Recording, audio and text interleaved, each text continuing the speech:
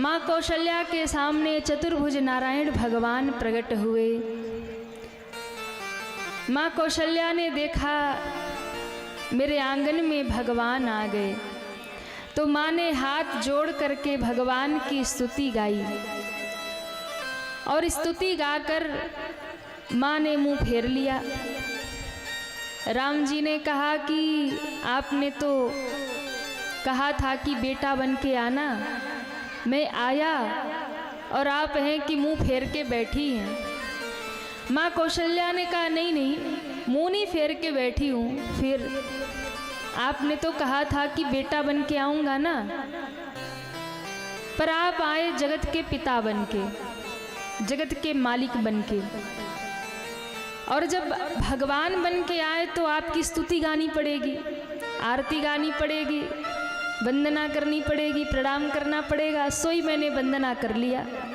भय प्रगट कृपाला दीन दयाला कौशल्या हितकारी। आप भगवान बन के आए तो मैंने भगत वाला कर्तव्य निभा दिया, बेटा बन के आते तो माँ वाला कर्तव्य निभाती।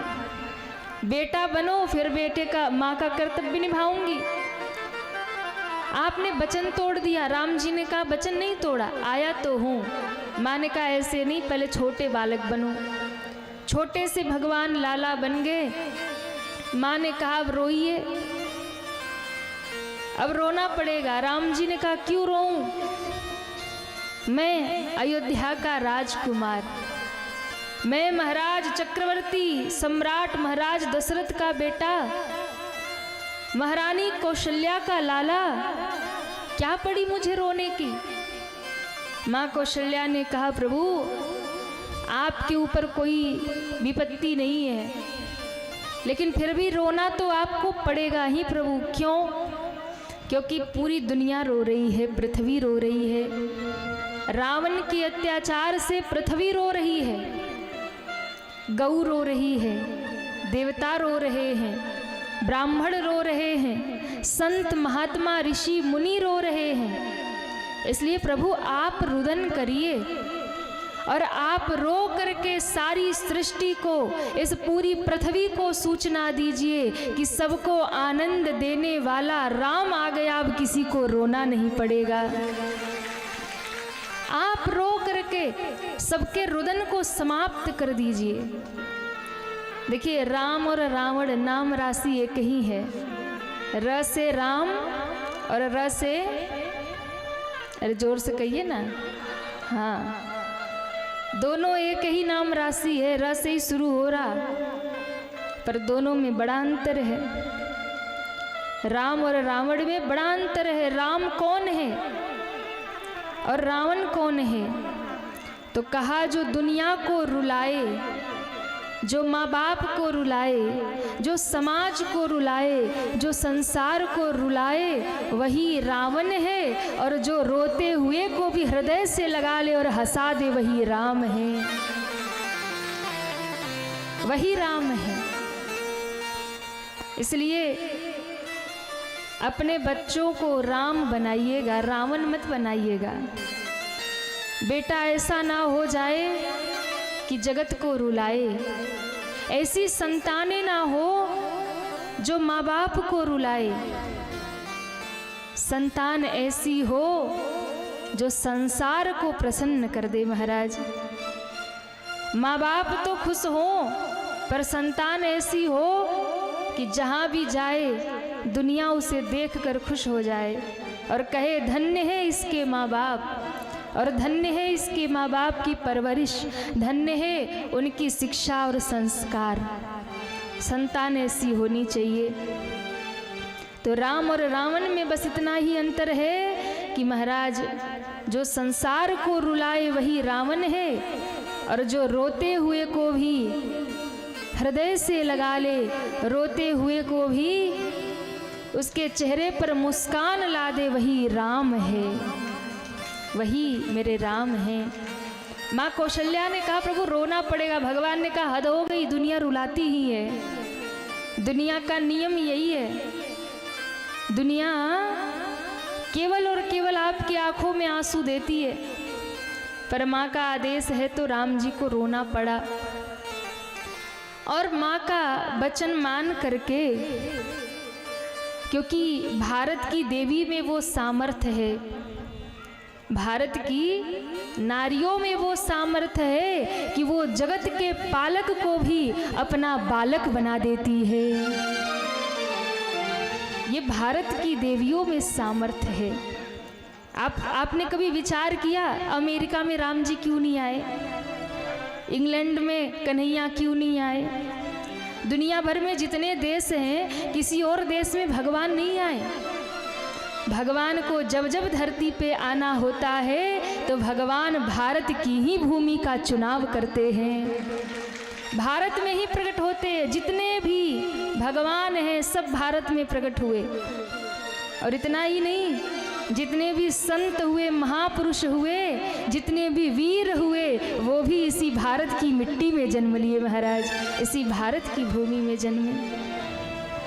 तो भारत, कई बार लोग कहते हैं महाराज भारत में ही सारे भगवान क्यों आए, अमेरिका में क्यों नहीं, इंग्लैंड में क्यों नहीं, ऑस्ट्रेलिया में क्यों नहीं आए, चाइना में क्यों नहीं आए, दुनिया भर के जितने देश है वहाँ भगवान क्यों नहीं आए?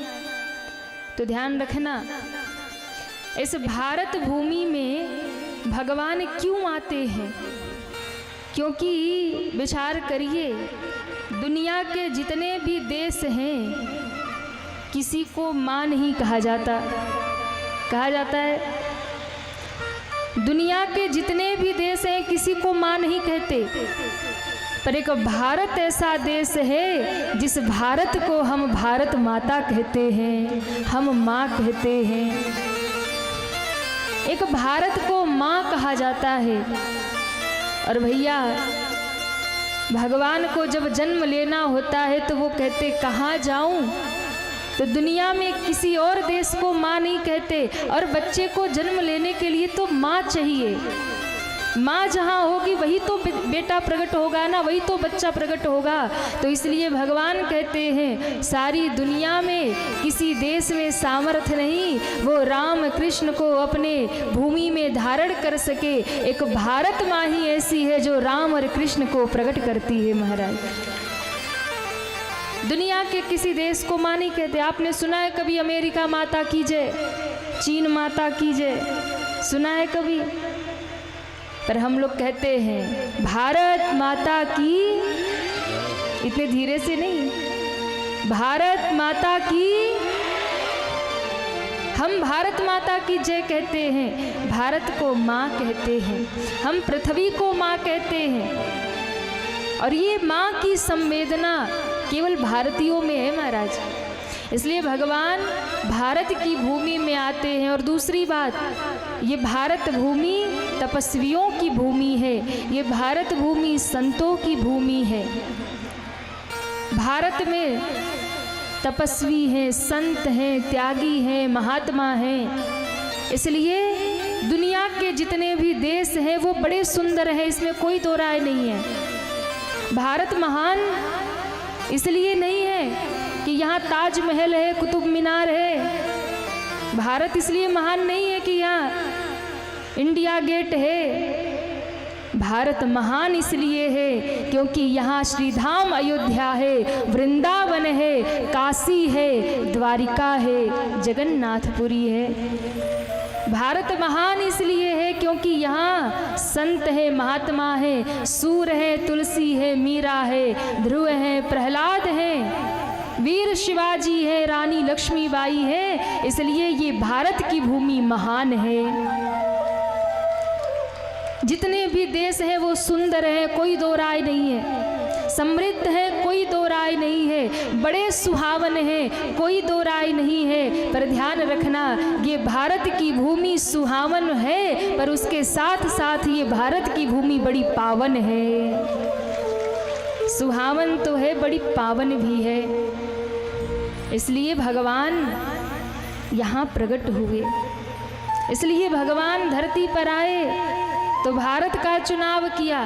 क्योंकि भारत की देवियों में ही वो सामर्थ्य है कि जो चतुर्भुज को द्विभुज बना देती है, जो विराट को भी 52 छोटा बना देती है, जगत के पालक को भी अपना बालक बनाकर गोद में उठा लेती है महाराज। ये भारत की देवियों का सामर्थ्य है।